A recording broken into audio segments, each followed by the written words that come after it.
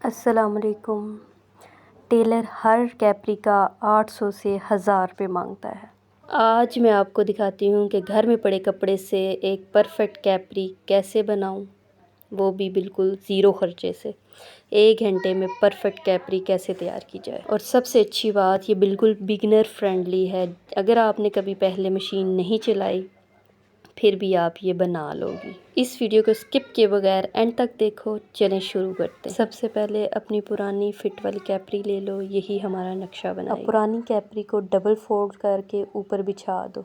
अब पुरानी कैप्री को ऊपर सेट करते हुए चाक से निशान लगा लो और स्टिचिंग का 1-1 इंच मार्जिन रखते हुए कटिंग कर लो।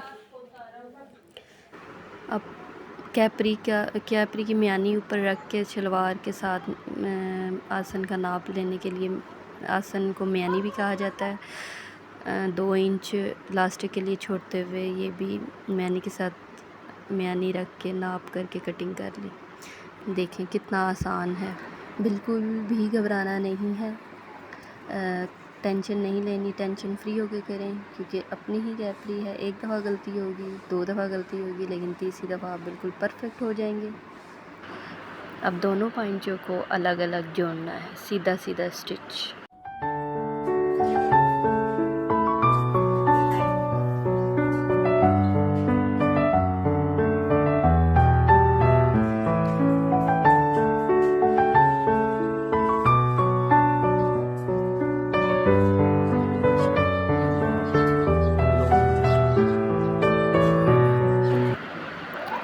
अब दोनों पॉइंटों को जोड़ना है, बीच वाली सिलाई लगानी है म्यानी से।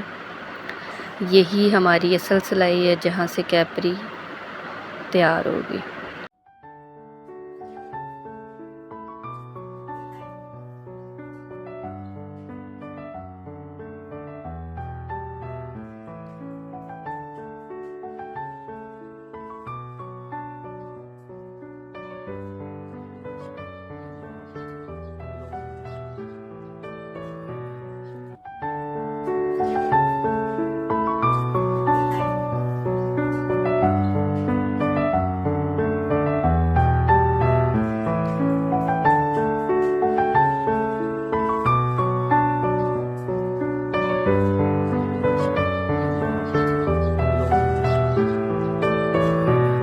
अच्छा, और इसमें अब मैंने नेफ़ा बनाने का भी तरीका सिखाया हुआ है, क्योंकि कुछ लोग इलास्टिक नहीं डालते और कुछ लोग इलास्टिक डालते हैं।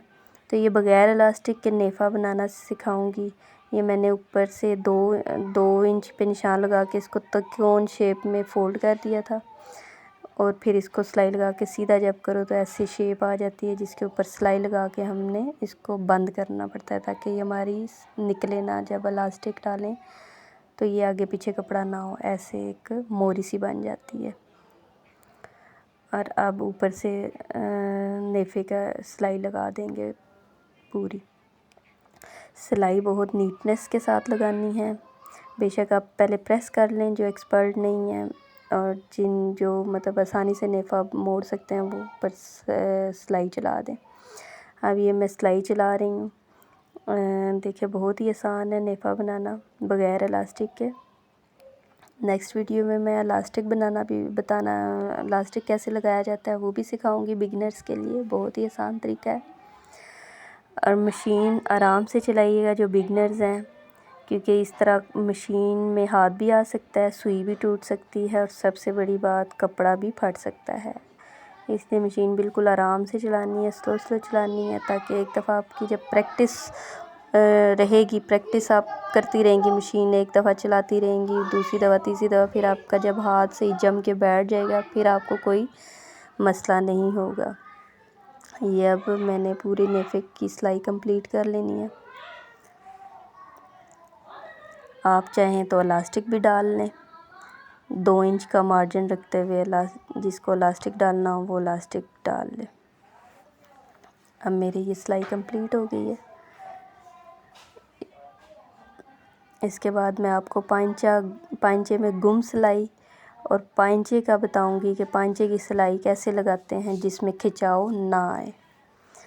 हमने शलवार ऊपर से पांचे का आप सिलाई लगाने के लिए मेजरमेंट करनी है कि हमने पांचा कितना रखना है। ये मेरे पास अब तकरीबन 2.5 इंच 2 इंच का तैयार होगा और 2.5 इंच मैंने रखा है। ये ऊपर सिलाई ऐसे चला देनी है। और ये मैं आपको पांचे में गुम सिलाई कैसे लगाते हैं वो आगे जाके तरीका बताऊंगी। ये जो मैं सिलाई लगा रही हूँ, ये सिलाई बिल्कुल भी नहीं लगानी। ऐसे पांचे में छिकाव पैदा होती है। वो जो लोग कहते हैं कि हमारी जिन लड़कियों को मसला होता है कि शलवार खिंच रही है हमारी, हम चलते हैं तो खिंचाव पैदा हो रहा है, वो ये सिलाई लगाने से खिंचाव पैदा होता है। और ये बीच में मेरा बेटा भी आ गया, कहता है कि नहीं मामा आप स्टिचिंग नहीं करेंगी, मुझे उठा लो या मशीन को साइड पे करो। मैंने बेटे को बहुत समझाया कि नहीं बेटा ये कपड़े मैंने स्टिच करने हैं। कहता लात मारूंगा मम्मा, कपड़े छोड़ दो। मैंने कहा नो नो नो। फिर ये मैंने छोटी सिस्टर को दे दिया और अपनी सिलाई पे तवज्जो दी। अब ये स्टिचिंग जो मैं लगा रही हूँ ये बिल्कुल भी ऐसे नहीं करना। जिनको तरीका नहीं आता वो ऐसे भी लगा लें तो फिर भी ठीक है, क्योंकि ये सिलाई ऐसे भी लगती है लेकिन इससे पांचे में खिंचाव आएगा। शलवार जब आप पहनेंगे तो आप चलेंगे तो वो आपको खिंचाव महसूस होगा और आप उसमें अनकम्फर्टेबल फील करेंगे। ये सिलाई बिल्कुल भी नहीं लगानी। अब मैं आपको गुम सिलाई और खिंचाव ना आए वो तरीका आप सीख लें। पहले बिल्कुल हमने सीधी सिलाई लगानी है, कोई फोल्डिंग नहीं करनी पांचे की। पहले हमने सिलाई लगा देनी है, बंद कर लेना है पांचे को। ये सीधी एक सिलाई ऊपर की तरफ हमने म्यानी तक सिलाई लगा लेनी है। ये सिलाई भी बहुत आराम से हल्की सी, जब आप खींचेंगे साथ साथ तो आपको सिलाई खुद ही पता चल जाएगा निशान कि हमने सिलाई का रुख किस तरफ रखना है, किस किस जगह सिलाई लगानी है। जब आप हल्का सा खींचेंगी ना तो आपको खुद अंदाज़ा हो जाएगा, सिलाई आपकी बिल्कुल सीधी आएगी। सबसे पहला काम ये आपने करना है, कोई पांचा मैंने फ़ोल्ड नहीं किया, आपने देखा होगा बिल्कुल फ़ोल्ड नहीं किया। अब मैंने ये पांचा पकड़ा और जो ये एक्स्ट्रा कपड़ा था, जितना पांचा मैंने फ़ोल्ड रखना है आपने अपने हिसाब से रखना है। मैंने तकरीबन 2.5 इंच रखा है। ये मैंने एक्स्ट्रा कपड़ा जितना 2.5 इंच मैंने रखा ना उसकी कटिंग कर ली। जो मैंने पांचे के अंदर जितना कपड़ा था वो कटिंग करने के बाद मैंने फ़ोल्डिंग की है। अब ऊपर इसके सिलाई चला देनी है। अब आप देखेंगी ये तरीका करने से आपकी शलवार में कोई खिंचाव नहीं आएगा। आप जैसे मर्ज़ी चलें फिरे उठे बैठे आपकी कैपरी बिल्कुल परफेक्ट। यही एक पॉइंट था जिसमें टेलरिंग वाली फिनिशिंग आती है। यही करने से हमारी कैपरी परफेक्ट तैयार होती है। और दूसरा सबसे बड़ी बात, हमारा पांचा भी हमारी सिलाई बाहर नज़र नहीं आती, क्योंकि सिलाई बाहर निकली हुई बुरी लगती है। टेलर वाला काम भी नहीं लगता, क्योंकि गुम सिलाई से बहुत ज़्यादा नीटनेस फिनिशिंग और हमारी बिल्कुल जैसी हम लोग बाहर टेलर को देते हैं 1000-1200 कैपरी का, वो हम घर पे ज़ीरो कॉस्ट के साथ कैसे तैयार करें। बिल्कुल परफेक्ट तरीका है। अगर आप ये तरीका सीख लें, ये बहुत ही आसान है। जैसे जैसे जो चीज़ मैंने की है वैसे आप करें तो आपकी कैपरी बिल्कुल परफेक्ट रेडी हो जाएगी बुटीक स्टाइल में। सिलाई कंप्लीट करने के बाद मैंने अंदर की तरफ छोटे छोटे कट्स लगा लिए हैं ताकि मेरी शलवार बिल्कुल सीधी, इसमें कोई चुनट्स वगैरह ना आए। फिर इसको प्रेस कर लेंगे। प्रेस करने के बाद आप मेरी कैपरी की फिनिशिंग देखिएगा। ये देखें बिल्कुल गुम पांचा तैयार हुआ है, कोई सिलाई अंदर बाहर नीटनेस के साथ हमारी सिलाई लगी है और परफेक्ट पांचा हमारा तैयार हो गया है। दूसरी तरफ पांचे को भी हम ऐसे ही फोल्ड करेंगे, ऐसे ही सिलाई लगा देंगे परफेक्ट फिनिशिंग के लिए। दोनों पांचे हमने एक जैसे तैयार कर लेने हैं।